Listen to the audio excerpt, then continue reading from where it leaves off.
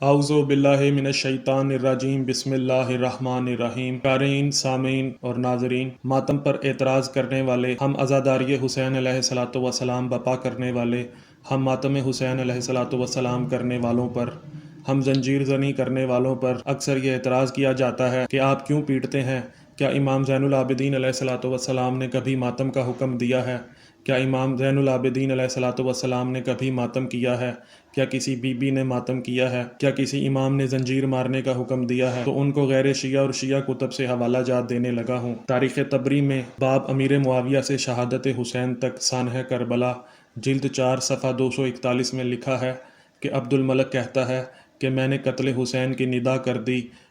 اس کو سن کر زنانان بنی ہاشم نے اپنے اپنے گھروں میں جیسا نوحہ و ماتم قتل حسین پر کیا میں نے کبھی نہ سنا تھا۔ جی، تو زنانان بنی ہاشم یعنی بنی ہاشم کی عورتوں یعنی اولاد رسول کی عورتوں نے شہادت حسین پر نوحہ و ماتم کیا ہے۔ آپ کو اس کا جواب مل گیا ہے۔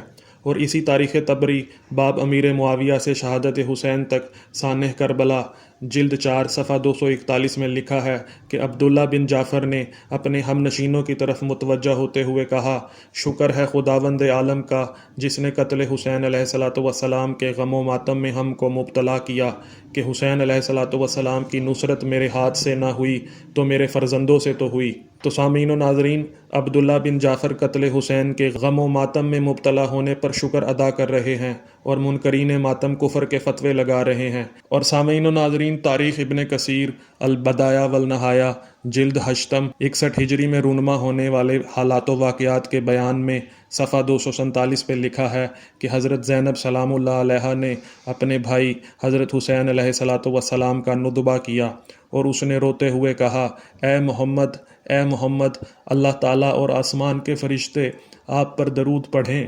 حسین علیہ الصلوۃ والسلام خون میں لتھڑا اور مقطوع الاعضاء ہو کر میدان میں پڑا ہے۔ اے محمد، آپ کی بیٹیاں قیدی ہیں اور آپ کی ذریت قتل ہوئی پڑی ہے جس پر صبا خاک اڑاتی ہے۔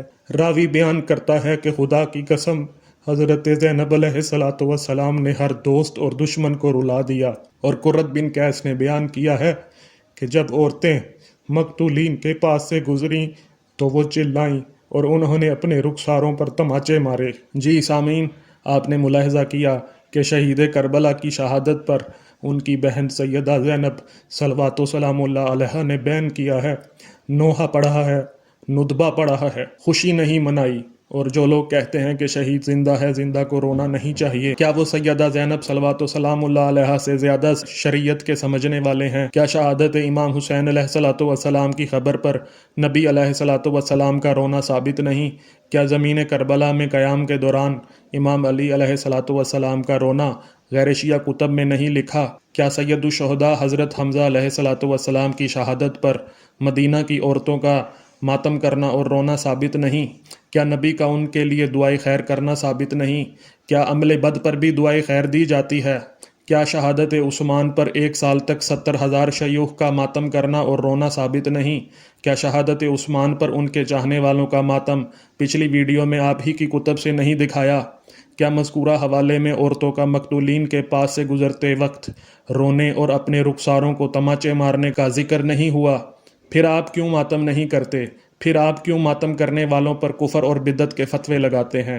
پھر آپ کیوں شہادت حسین علیہ الصلوۃ والسلام پر ایسا گریہ نہیں کرتے جیسے رسول نے کیا ہے، جیسے ام سلمہ سلام اللہ علیہا نے کیا ہے، جیسے حضرت علی علیہ الصلوۃ والسلام نے کیا ہے، جیسے امام حسین علیہ الصلوۃ والسلام کی بہن سیدہ زینب سلام اللہ علیہا اور دیگر بنی ہاشم کی عورتوں نے کیا ہے؟ سامعین اور ناظرین، بنی ہاشم کی عورتوں کا امام حسین کی لاش پر رونا اور رخساروں پر تماچے مارنا الکامل فی تاریخ جو دارالکتب علمیہ بیروت لبنان سے چھپی ہے، اس کی جلد 3 اور صفحہ 415 میں بھی ابن اسیر نے نقل کیا ہے۔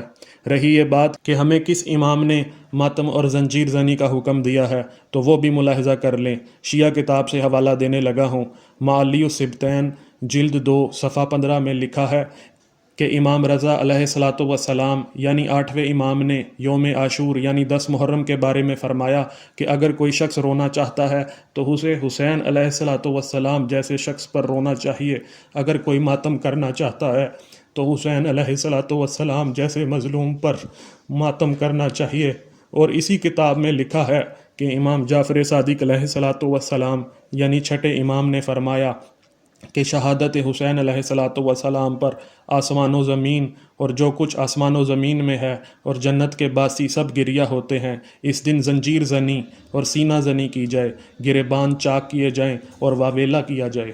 جی تو سامعین، آپ نے ملاحظہ کیا کہ امام جعفر صادق علیہ الصلوۃ والسلام نے زنجیر زنی اور سینہ زنی اور گریبان کھولنے اور شور مچا کر وین کرنے کا حکم دیا ہے۔ اور معالی السبتین جلد 2 صفحہ 372 میں لکھا ہے کہ یزید نے جناب سجاد یعنی چوتھے امام یعنی علی بن حسین علیہ الصلوۃ والسلام کو بلا کر کہا کہ اگر آپ واپس مدینہ جانا چاہیں تو آپ آزاد ہیں۔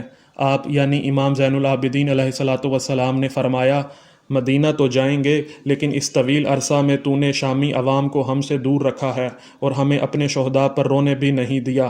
مدینہ واپسی سے پہلے ہمیں ایک کھلا مکان دے، ہمیں ماتم کرنے کی کھلی اجازت دے، شامی مردوں کو میرے پاس اور شامی مستورات کو دختران زہرا کے پاس آنے کی کھلی اجازت دے۔